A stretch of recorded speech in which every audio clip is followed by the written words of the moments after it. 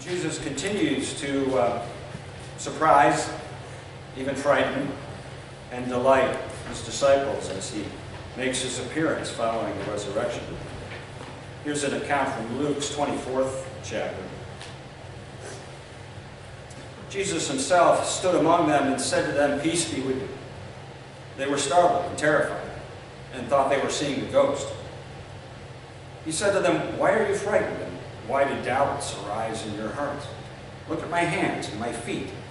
See that it is I myself. Touch me and see. For a ghost does not have flesh and bones as you see that I have." And when he'd said this, he showed them his hands and feet. While in their joy they were disbelieving and still wondering, he said to them, "Have you anything here to eat?" They gave him a piece of broiled fish, and he took it and ate in their presence. Then he said to them, "These are my words that I spoke to you while I was still with you, that everything written about me in the law of Moses, the prophets, and the Psalms must be fulfilled."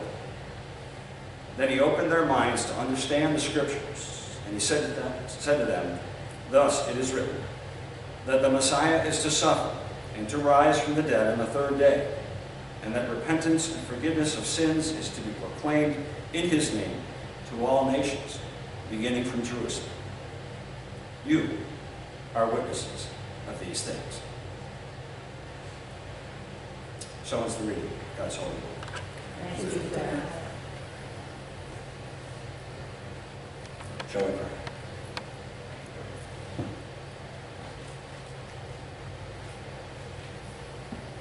Gracious God, Jesus has returned.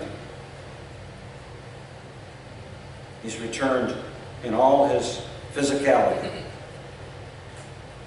like a regular human being, and yet even more than that.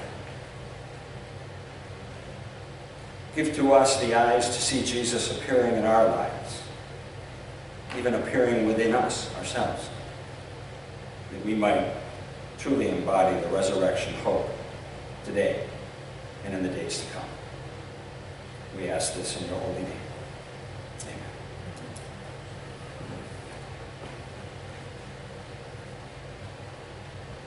Amen. Well, let's see, it's been 30-some years since I went to seminary, so you figure I'd had a little time to look at the Bible and kind of come up with my favorite Bible passage by this point, but I think a new one has asserted itself, edging out even Paul's wonderful assurance that nothing in creation can separate us from the love of God, edging out even the 23rd Psalm with its lovely language about being led beside still waters and having our souls restored.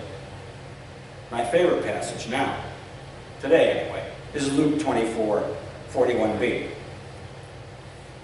It's the passage that I know I've quoted many times in years past and didn't even know I was quoting it. Usually to my mom after I got home from school. It goes this way. You just heard it. "Have you anything here to eat?" Who knew kids were so biblically literate?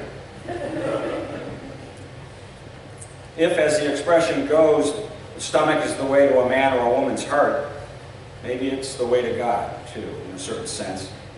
In any case, in this story, Jesus is taking his stomach seriously, asking for and enjoying a nice fish dinner with friends.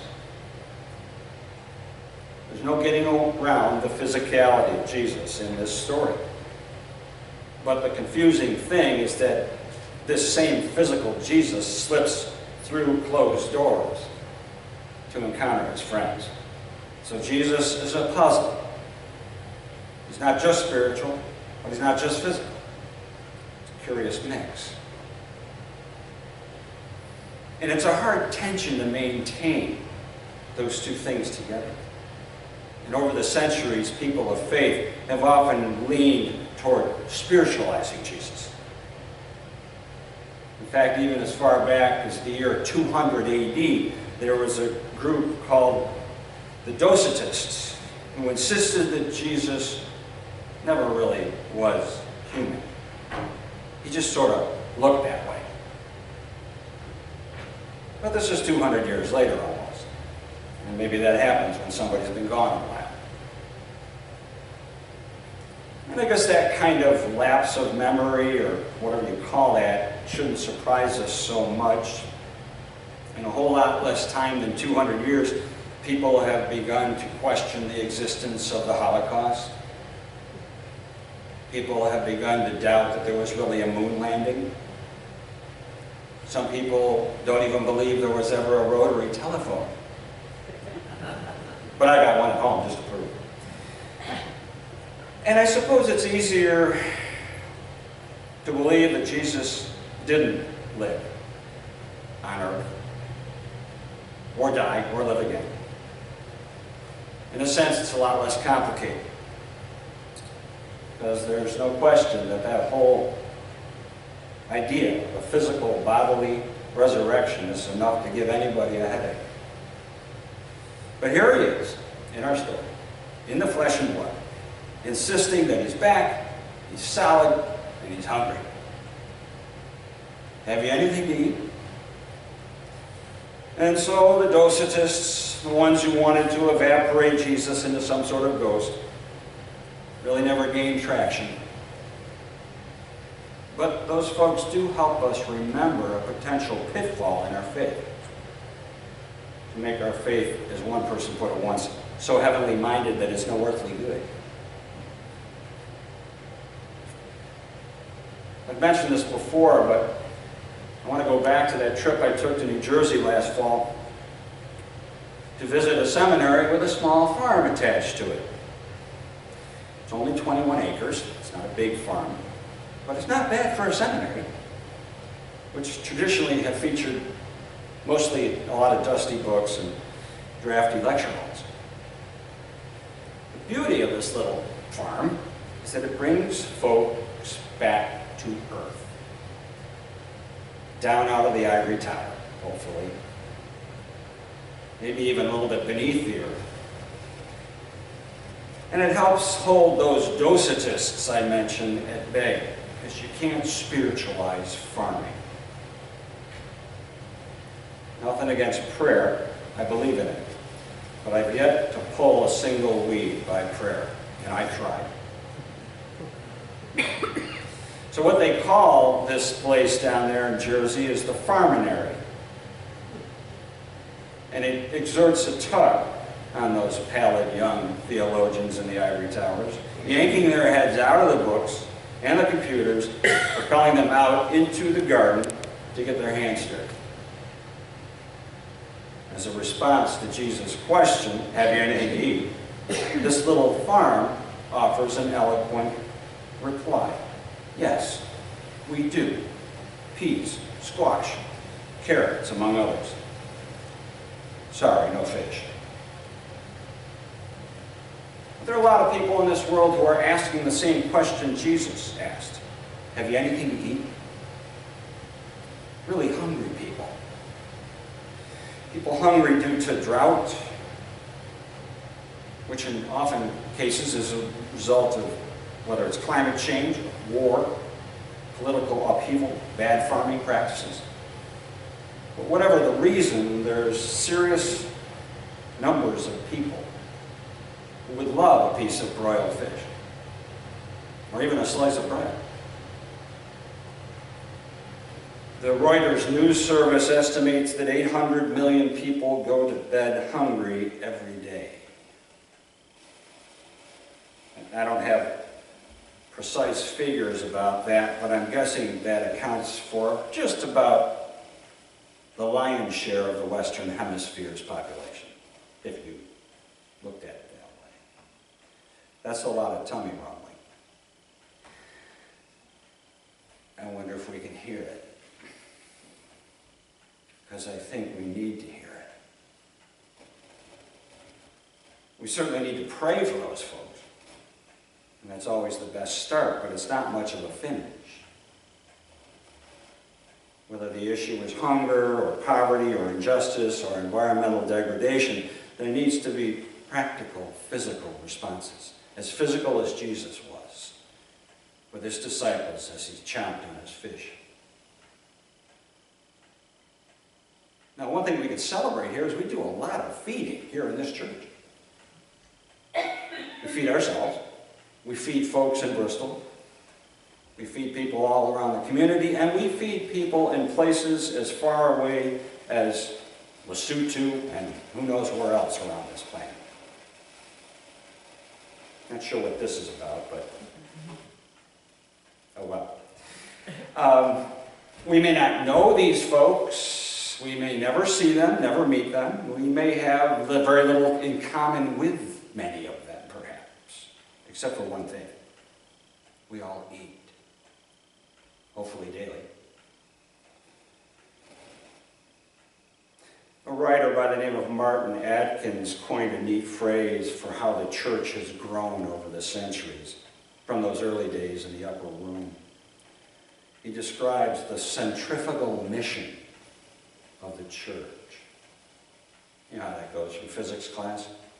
Fling something around your head on a string, and the centrifugal force takes it all the way to the back of the room, and then you got to go see the principal. But that's the way Martin Atkins sees the church's growth, flinging itself into the wider world ever since that day when Jesus finished his fish sandwich, fillet of fish. I had a fillet of fish not long ago, one of my favorites, in terms of junk food, fast food. But a few days later, when I went back for another fillet of fish, I discovered that McDonald's was all boarded up. It looked like an abandoned drug house from Hudson Avenue. But not to worry, I realized that even coated in plywood, you could still drive around to the drive-thru. Still in operation. You can still get your fillet of fish. Not everybody's so lucky here. If only we were that ingenious in feeding everybody that was hungry. I wasn't really that hungry, not compared to the 800 million. Fortunately, it doesn't work out that way. One thing I learned, I like to think I learned maybe 2 or 3 things at that New Jersey workshop. But one thing I learned was that, A, America has plenty of food to feed everyone. And B, it often doesn't make its way to the poor. And one of the realities has to do with markets. Poor sections of cities are not lucrative markets for the Wegmans of the world and the Trader Joe's of the world. The rich don't generally live in the middle of Detroit and Newark. And so high-end grocery chains just don't bother.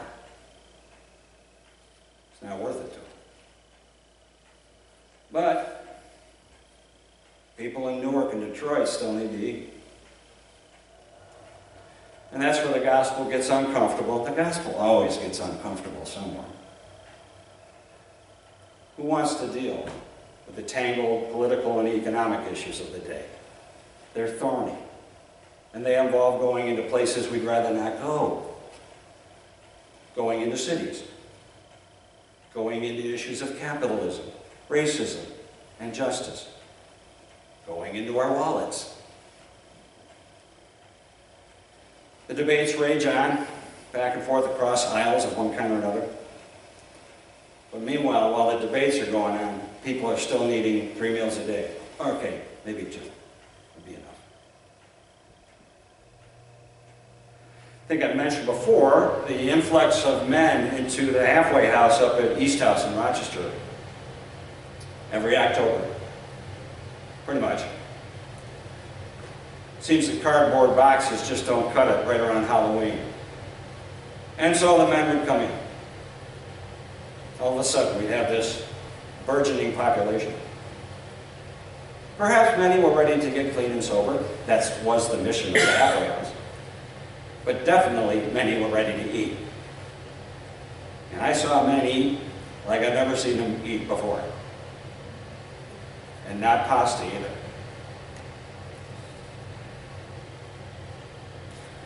Just a few days back, our church raised over $500 for their One Great Hour of Sharing offering, which, among other things, and I'm going to quote the UCC, provides clean water, food, education, health care, and emergency relief. for people all over the world. People with rumbling stomachs.